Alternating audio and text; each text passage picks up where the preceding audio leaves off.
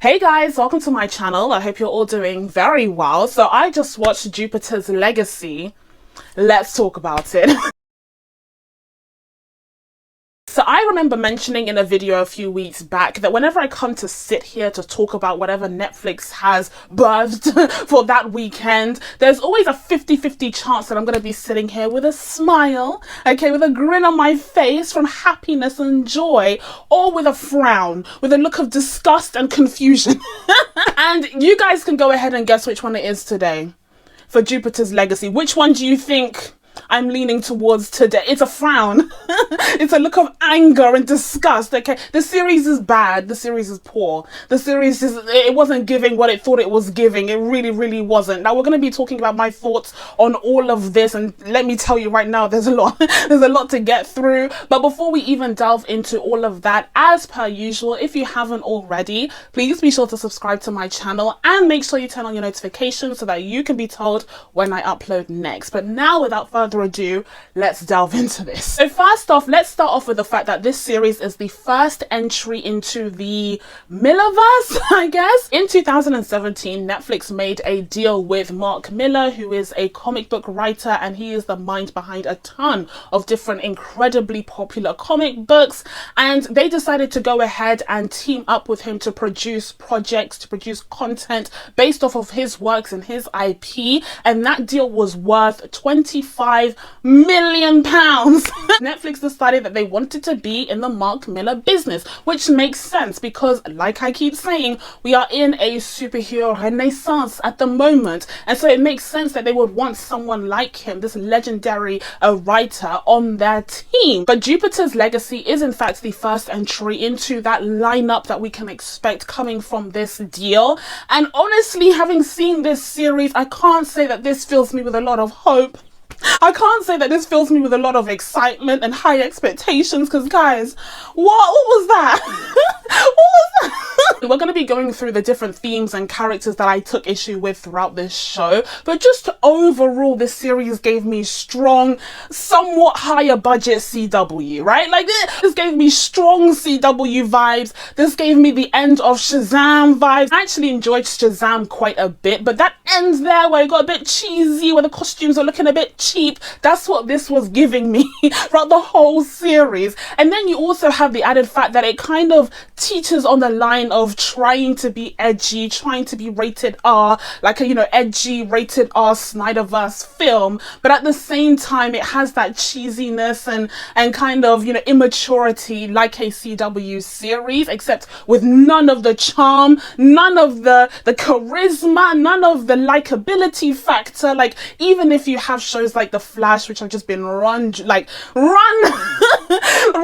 ground at this point, at this point, okay, you can still agree that The Flash himself, Grant Gustin's portrayal of that character, it was very charming, and that's what led to him being such a popular character within the DC CW lineup. But in the case of Jupiter's Legacy, I keep trying to call it Jupiter's Ascending. If I call it that throughout this video, forgive me. But in the case of Jupiter's Legacy, there's not a single character in sight with half of that charisma. There's not a single character in sight. We're going to talk about the Utopia. We're going to talk about him, okay? But there isn't a single character in that entire lineup that I was like, man, you know what? This series is a mess, but I really like that character and I'll continue watching for that character. No, they're all dead to me. But honestly, even though this series does give me very much CW After Dark, one of the biggest pitfalls that it suffers from is actually not within its control whatsoever. Because this series ended up debuting under the most unfortunate circumstances, okay? Much to its misfortune, it debuted a mere week after one of the most incredible, bombastic, memorable season finales to a superhero show I have ever seen. That, of course, being the Invincible season finale. It stood no chance. It never stood a chance. Invincible, it was just such a different situation. Like we're working in a different league. We're not even playing the same sport. And so this series having the misfortune of debuting a mere week after the high of the Invincible season finale was just sad. It's just pitiful, okay? Especially because there are so many similarities between the two projects. It was tough, okay? So it was already starting at a disadvantage. It was already starting on a rocky ground. Then you have the fact that not only was Mark Millar involved in this project because of that Netflix deal, but it also had Stephen S. DeKnight. Now, those of you who are familiar with Netflix comic book projects, you will know that he was one of the minds behind Daredevil. But guess what? He left due to creative differences. He left, so that already was like a warning sign. We should have known. That was already a warning sign, like, if Stephen S. DeKnight, who gave us Daredevil, one of the best comic book based series ever, argue with your mum ever, if he left under creative differences, we should have known. We should have known something was up. And once again, before we even delve into the individual plot points and characters, I just want to cover all of my bases and mention, the superficial stuff that tends to kind of, bring about the best in the series, enhance a series when it's done right. But when it's done poorly, it becomes unbearable. It becomes like an itch that you can't scratch. It's just irritating, okay? So first of all, we need to talk about the costuming.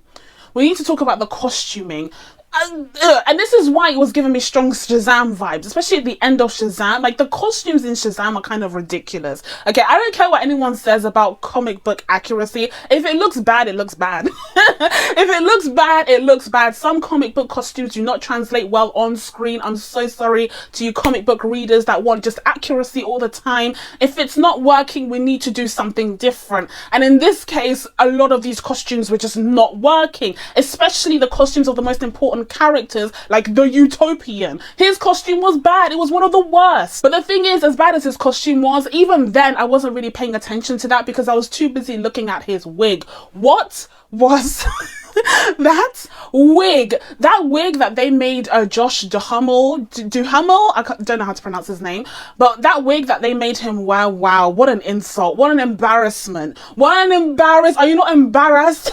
It was awful. I couldn't stop looking at it, and it very much did impact his performance overall. Like, I was distracted by the wig, I was distracted by the fake beard. The whole thing was a mess. The old man makeup wasn't convincing anyone, and despite the fact that already he was miscast for the role, we'll talk about that in a second, I don't know who they were hoping to fool with this old man look. And on top of this, I don't quite understand how it makes sense with the overall timeline of this story. How is he almost 90 years old when he has these kids that are in their early 20s? Like, I don't understand what's going on there. Why did he need to be portrayed as so old? I think the idea is that he's supposed to be turning over the mantle to one of his kids, but he didn't need to be that old. He didn't need to look that old at the very least, because the old man makeup just looked absolutely ridiculous and very much did distract from his performance, especially in the modern day scenes. But even though his wig looked awful, okay, and even though his old man makeup looked terrible, his wife's wig looked even worse. Okay, Grace's wig was so obviously a wig. Like, there was no attempt to give her a lace front. There was no attempt to blend it into her skin tone. It just looked ridiculous, especially when she was in daylight and you can see it looked like a Party City wig. I don't know what is going on with the hair and makeup department. Usually hair and makeup are like, the thing that, again, just enhances a series, but it was so distractingly bad here that honestly it put me off a lot of the characters. Okay, so now let's delve into one of the other misfortunes that this show had, and that was a terrible, unlikable, uncharismatic protagonist. I'm talking about Utopian. I'm talking about Sheldon. Sheldon, let me tell you, first of all, the whole time when people kept calling him Sheldon, I was thinking of The Big Bang Theory, 100%. I've never even watched The Big Bang Theory like that. Like, I've literally only watched 5 episodes in total, but I was thinking about The Big Bang Theory every time someone called him Sheldon. Okay, so that's one. Number 2, I think Josh Duhamel, I don't know how to pronounce his name, I'm so sorry, but I think he was miscast here, 100%. I don't think he had the gravitas to portray the old man Logan version of Utopian. I don't think he had the likability and the charm to portray the Thor version of Sheldon. We'll talk about that in a second. Either way, in either version of this character, I deeply disliked him. He looked constantly confused. Constantly confused and bamboozled and lost. Okay, I didn't understand why everyone kept following him and doing what he told them to. Like, I didn't understand that in the slightest. And in fact, let's get into it now, because there are obvious parallels between, you know, the story of Thor and Loki over in the MCU, where you see these brothers who have both been brought up alongside each other, and their father has a clear favorite, and one of the brothers always feels invisible. He always feels undermined by their father despite his talents and intelligence. Now, similarly to Loki and Thor, we have a case where the Loki equivalent here is actually Walter. He is the kind of dark prince of this world. You know, he is more intellectual. He thinks things through, okay? He would be the logical leader in this scenario if it wasn't for the fact that his younger brother in this case is looked up as this kind of natural leader with his charm and his likability. And that tends to work really well when it comes to the Thor films, because you can understand why Thor is considered this kind of likable character. He does have that charisma, he does have that shine to him and the qualities of a leader, as well as the brute force that makes him so endearingly Asgardian. And that's something that Loki never had. He was more of a kind of shadow. He was more of an intellectual type, and that's not something that was necessarily highly regarded in their Asgardian culture. So you can understand where that dichotomy lies, and you can understand why people were attracted to Thor as the next king. But in the case of Sheldon, the thing that this show tries to do in order to establish that he's a likable character, that really pissed me off. I'm not stupid, okay, I can see what they're doing. The first thing that they tried to do is have him interact with some Negroes. Listen.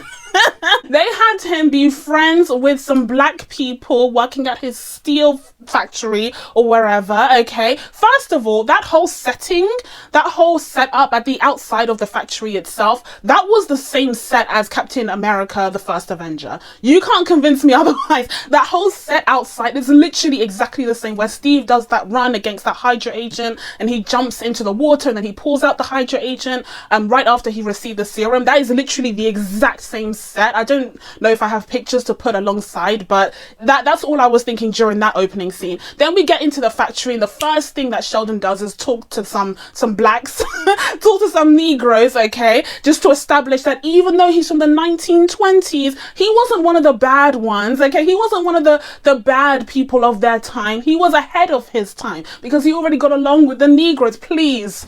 But then at the same time, he's a capitalist because he goes to the newspaper offices, right? And he gets all angry when the woman who ends up becoming his wife in the future, I don't know how, but he gets angry when she's released this newspaper article about his father who just passed. We'll talk about that. And he's like, oh, you know, capitalism got you your cars, and your cars are made of the steel that my father had in his plant, blah, blah, blah. And it's like, ugh.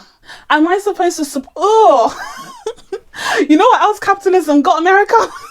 So he's a capitalist, okay, who happens to enjoy talking to black people even though it's the 1920s, okay? He's friendly with them even though they work under him and it's not an equal relationship, but whatever. That's how they establish that he's a good guy. That's really just not enough. That's really just not enough, and that's why immediately this character was already on my bad side.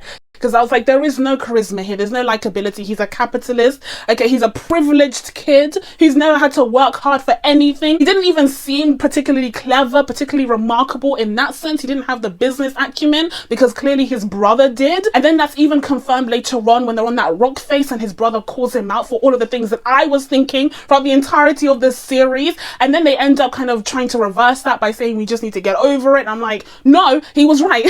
His brother was completely right. Like Walter even said you weren't even particularly smart, you didn't get the best grades, and I'm like, yeah, keep talking. He sucks.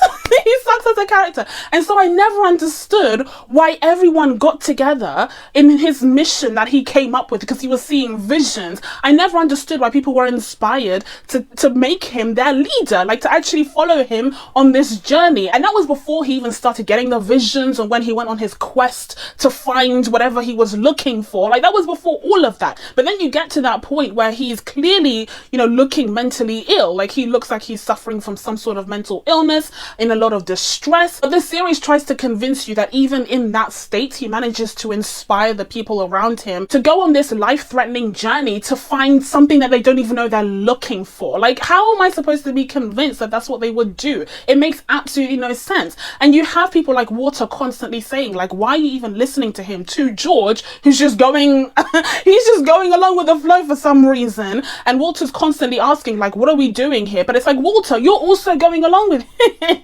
You're also going along with him. And it'd be fine if it was like George and Walter who are like convinced to go along this journey just to kind of humor him, I guess, or make him feel better because he's clearly in a state. But then he ropes in other people as well. Like, he ropes in the black guy, he ropes in the woman, and they said about their journey to make it nice and diverse, I guess. And it's just silly.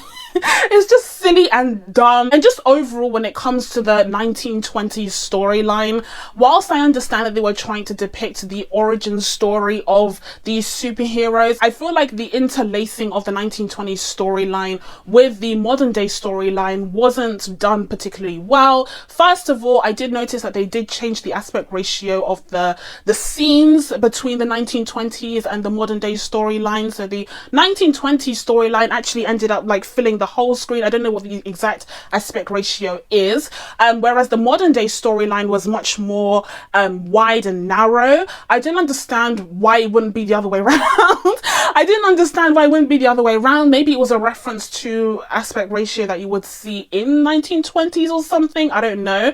But to me, it made more sense to have a more narrow screen when you're in a flashback, and then when you're in the modern day, you could fill up the whole screen as opposed to the other way around. And secondly, it was bizarre because they didn't make the choice to change the cinematography at all in the 1920s scenes. So they had a very similar cinematography to the present day scenes. And when you take a look at the characters in their costumes, and there was something about it that looked, again, a bit cartoony, a bit CWE, as opposed to if you kind of have this, you know, color grading that makes it look a bit more cinematic, that makes you feel like you're going into a different time. It looks a little bit more convincing in that way. But that's not something that they did. They decided to just make it look like the modern day, but with actors wearing costumes, and that's exactly how it felt. So it's during these flashback sequences to the 1920s that we discover the origin stories of these superheroes. Now, first of all, I think it was way too long and way too convoluted. Okay, it was way too long and wrapped up in nonsense. We didn't need every single step that we got in Sheldon's story and Sheldon's journey to discovering the secret powers of Jupiter. Like, we didn't need all of them. Okay, he sees his father die, and then he starts to become, you know, somewhat insane, starts to have these mental issues because there are voices speaking to him. He sees this manifestation of his father that looks like Stellan Skarsgård. The whole time, that's what I was thinking. He looked like Stellan Skarsgård. And then he starts to kind of lose his mind a little bit, but it's leading him down this path. And then he goes to some like random town where there's a windmill. Then he goes here, then he goes there. I don't think we needed all of those different steps. I think that needed to be condensed because it's nowhere near as compelling as the show thinks it is, at least not in my opinion. I feel like they just dragged it out way too long. And also what didn't make sense is the way that the team came together, because initially they tried to make it as though this is some kind of prophecy. It was supposed to be, you know, their destiny to become a team and to become superheroes together. But then ultimately Sheldon goes around asking people to join him, and they join him because they're stupid. Because they're dumb in that moment. Like, there's no other reason. Okay, it's not like he's a compelling leader. Like I said, it's not like he's inspiring. He's literally spiraling. He's losing control. And in the case of George kind of feels bad for him, and also somewhat feels intoxicated by the drawings himself, so he goes along. When it comes to Walter, he also feels bad for him and wants him to have a purpose, so he goes along. When it comes to Grace, honestly, I don't even know, like, the reason why she joins, I guess because she just lost her job and she has nothing else to do, so she goes along. That was a very weak reason. When it comes to the black guy, oh my god. when it comes to the black, okay, so let's talk about this for a second, right? So this man Sheldon goes to the Negro's house, the black people that he got along with, and they stuck out their neck for him, even though they found out that his father had been using their pension fund to create the expansion that he vouched for, okay, but they decided to stick out their neck for him anyway.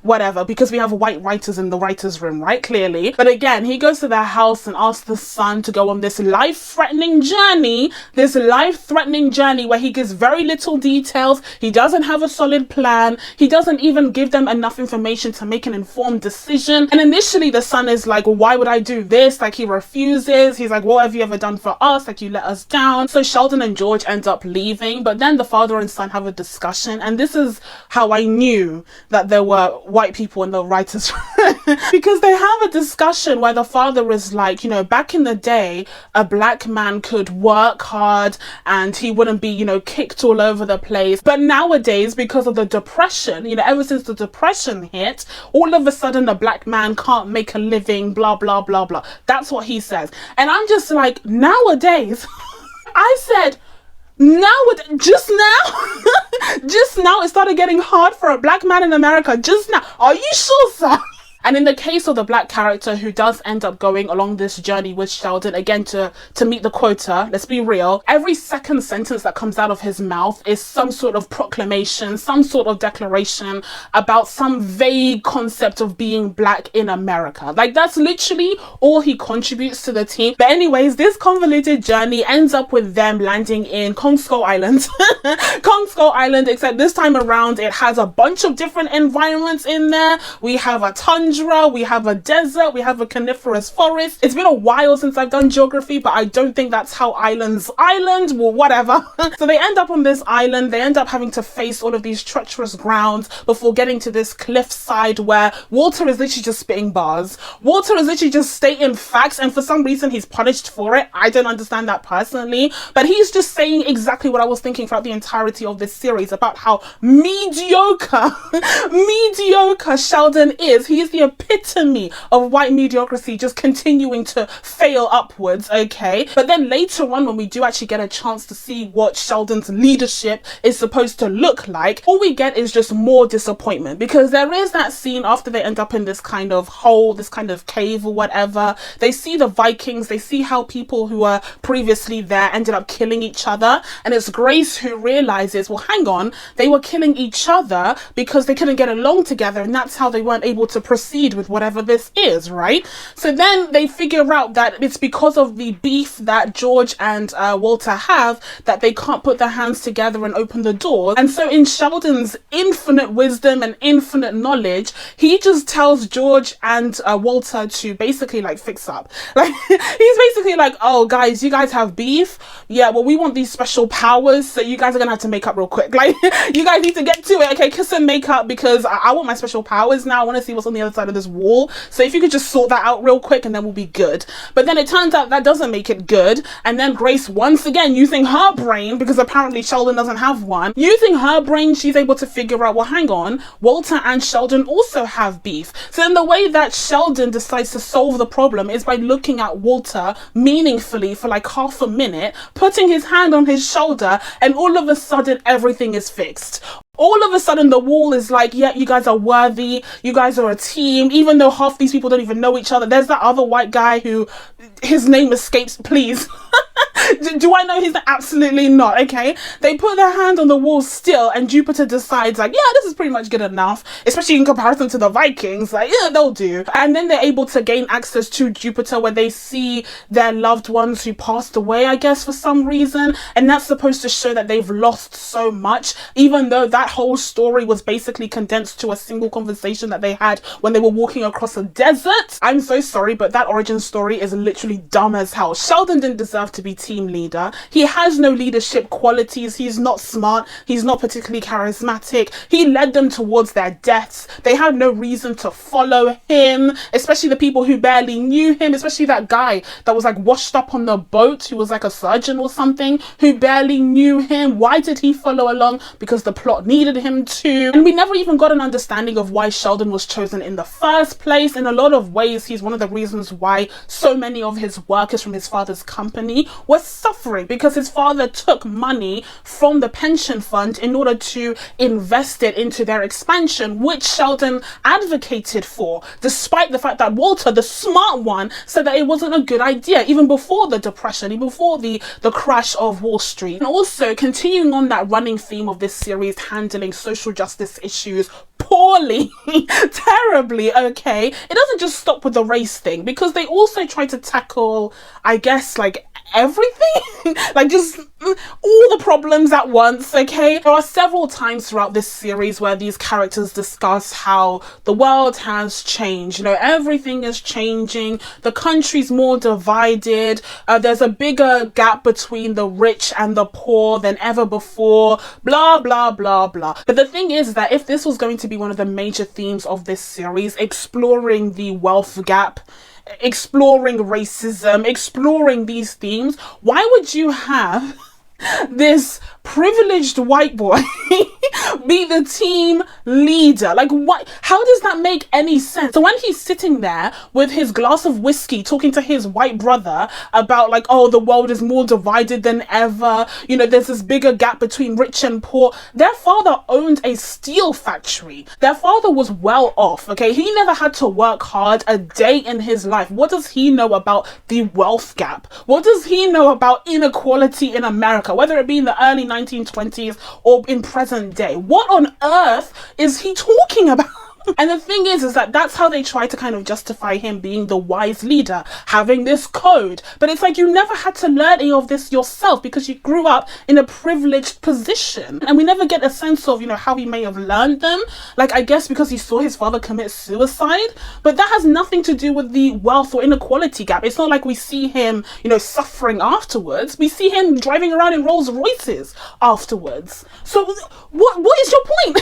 And the series doesn't just butcher this theme with the character of Sheldon, but also with the character of George. We have a whole episode pretty much exploring George and his background, as well as that of his son. We'll talk about that in a second. But we have this whole scene where George is waking up and, you know, this song is playing, talking about how he has to just, you know, smile and act like everything is fine, even though he knows the world is crumbling from underneath him. But we see him whistling along as he approaches this incredible dining hall. He's obviously from an aristocratic background, he's very wealthy, and we see him with this like lineup of like 100 eggs that have all been boiled at different points, and he gets the Sophie's choice. And then later on, when we see that he no longer has his staff with him because he's lost a lot of money and he's going to be losing a lot of his assets, we see that he only has one egg to choose from. And I'm supposed to what, like cry for him? My heart is supposed to bleed for this rich white man who's no longer as rich as he, like, what?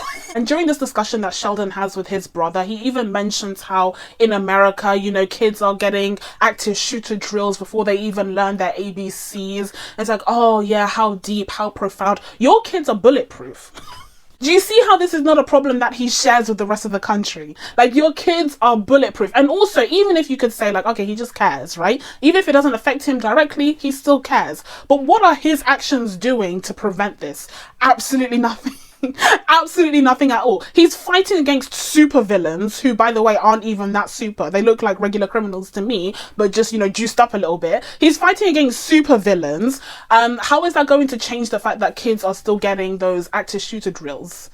Like, you might even argue that his superhero activity and that of his team are causing these shooter drills to be even more necessary because now we have these superheroes out there and they're posing even more of a threat than ever before towards children in schools. So whatever. You see how this show doesn't really make sense? Whatever. I've made my point at this point. So since we're already in the modern day now, let's talk about this side of the story and some of the themes and characters that are explored here. So one of the main themes here is definitely, you know, to do with family dynamics, definitely to do with the relationship that Sheldon has with his children. You know, one of them being Brandon, who's supposed to be his spitting image. He's supposed to be the heir to the utopian mantle, and he's been working so hard to meet his father's impossible impossible standards, okay? Anyways, Brandon is still very much interested, very much invested in pleasing daddy.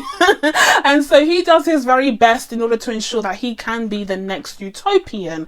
But in one mission that goes wrong at the beginning of the series, we see Brandon take a step that the utopian would never approve of, and that is killing the bad guy. Because one of the codes that Sheldon has for his team is no killing whatsoever. No matter what the bad guy does, they cannot stoop to that level, so they are not allowed to kill anyone. But his son breaks that rule, and as someone points out, doesn't face the same consequences as if it had been anyone else. But whatever, he's again in a privileged position. You see how I feel no sympathy towards these characters. But he ends up killing that guy who looks like Darkseid, the guy who looks like budget Darkseid, okay?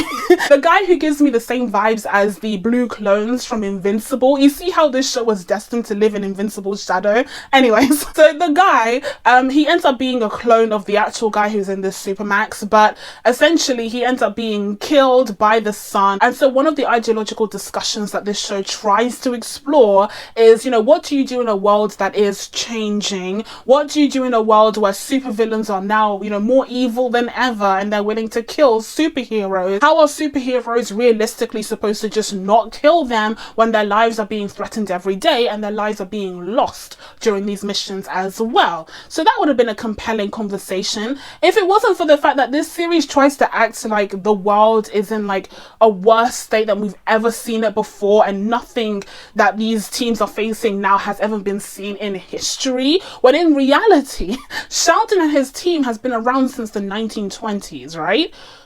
So World War II with actual Nazis, World War II, Vietnam, Korea, all of these different wars that have happened, all of these different conflicts that have happened, that doesn't compare to whatever we see in this series, I guess. Like the world is more divided than ever. Really? There was a whole world war.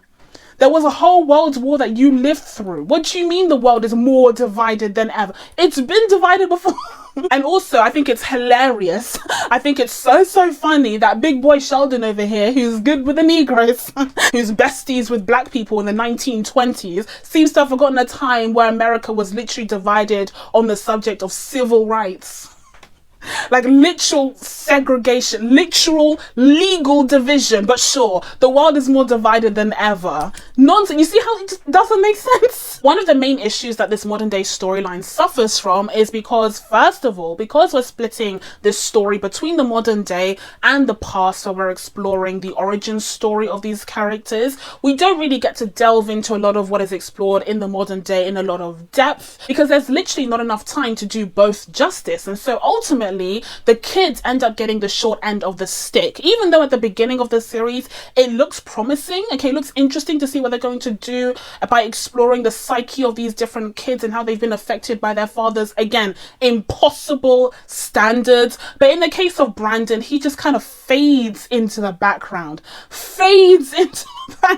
so quickly after he ends up grounded for literally killing someone. Whatever. We've seen what true cruel parental punishment looks like in a superhero series. After watching the season finale of Invincible, this was just nothing in comparison. Oh please. Anyway, so he ends up grounded because he broke one of his father's main rules, and he just disappears into the background. We do explore a little bit more of Chloe's lifestyle, Chloe's situation. She's dealing with a lot of insecurities as well as a result of never being able to meet her father's impossible standards. And so as a result, she's just kind of rejected his way of life. She's rejected the idea of being a superhero at all. And she's just doing whatever she wants. She's gotten into drugs. She's gotten into, drinking. She's partying all the time. And even though she could have benefited from the privilege that she was born into, she's losing a lot of the endorsements that she had because of her unreliability and her aggression and using her powers to throw cars at people. Really? Just despicable children, both of them, the whole family. The only person that I like was Grace, and her wig annoyed me, so even then it was limited. But anyways, Chloe ends up sleeping with George's son. Brandon ends up doing the right thing, but then realizing that perhaps his father would have let him die just to abide by his code. So that was an interesting dynamic there. Probably be explored in the second season, whatever, I don't really care. And then you have Grace, who's kind of suffering a crisis of conscience because it's taken her about 90 years, but she finally realizes that actually she doesn't have to do everything that Sheldon tells her to do. And actually, maybe just listening to Sheldon as if he has this infinite knowledge when he really doesn't, okay, wasn't really the best idea. And maybe being able to present her own ideas and listen to the rest of the group, especially the younger generation who are out there fighting now, would be a better idea in order to bring the team together, because under Sheldon's dictatorship, this team seems to be crumbling down. And finally, they end up circling back to the Darkseid storyline where they need Walter's help to get into Darkseid's clone's brain. But then Walter ends up instilling the help of his daughter, who's also mixed race. She's also mixed race, but except she's half Japanese, okay? Much like George's son is half black, I think, for some inexplicable reason, whatever. Inclusion, like this is what inclusion looks like as long as they have white fathers, right? Anyways, he ends up instilling the help of his daughter, who's very distant from everyone. I'm guessing because she decided to take a different route using her powers. She seems to be some kind of like Ronin character or someone, but she ends up coming along to help them out for a small fee of $1 million, which I don't even know if they have that kind of money, and if so, how? Compound interest, maybe? Again, they're very privileged, so perhaps. So they end up working together, getting into his brain and finding out that it was George all along. Okay, George is in the Darkseid clone's brain, and he was the big bad all along. You know, he was the name that kept being whispered in the shadows throughout this series. So of course he's the bad guy in the end. But then there's this kind of double twist where, oh no, it's not George. I think it wasn't George. It's not George. It turned out to be Walter all along, which color me shocked and surprised. Color me shocked and surprised. Of course it was Walter. Of course he's Loki, remember? Like, of course it was Walter, much to the surprise of no one. So yeah, that's how it ends. And he ends up killing his mixed race daughter at the end, which is just rude. But yeah, that's how the story goes. This series just yeah, no. This series didn't do it for me. And I know I talked a lot about the social justice issues being explored poorly here, but honestly, there's nothing else of note to kind of balance that out. Like, there was no great action sequences, even though, again, the show tries to teeter on the line of being edgy and rated R, showing us guts and gore. But at the same time, when someone says shit, you know, the show's like, oh my god, language. Like, there's such a tonal dissonance. Like, you literally can't swear, but at the same time you show guts and gore. And I know that's a very American thing, but that's what I mean. Like, the show never really goes there when it comes to the rated R-ness, whereas when it comes to The Boys, when it comes to Invincible over at Amazon Prime, they fully go there. So this kind of in-between is just unsatisfactory at this point. Overall, it just made for a very mediocre first entry into the Millarverse, and perhaps the series will get a season 2 because of that deal, but either way, I'm not particularly looking forward to it. So with all of that being said, I'm going to be giving Jupiter's Legacy a 5 out of 10. So that's it from me. Now that I told you guys my thoughts on Jupiter's Legacy, it's time for you guys to let me know what you thought of the series down in the comments below. Please be sure to subscribe to catch new videos coming up. Thank you guys so much for watching. I really appreciate it, and I will see you in the next one. Bye!